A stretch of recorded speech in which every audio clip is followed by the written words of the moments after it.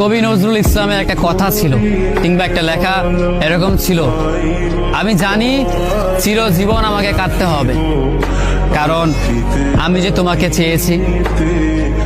আসলেই আমি যে তাকে চেয়েছি এই জন্য আমাকে সারা জীবন কাটতে হবে, কারণ আমি তাকে কোনোদিন পাবো না, আর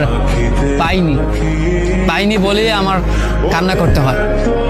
তাকে আমি প্রচন্ড ভালোবাসি বলেই আমার কান্নাটা আসে, তাকে আমি আমার করে পাইনি বলেই আমার কষ্টটা হয়। কবি নজরুল ইসলামের লেখাটা খুব দারুণ ছিল। আসলেই তাকে পাইনি বলে আমাকে সারা জীবন কান্না করতে হবে।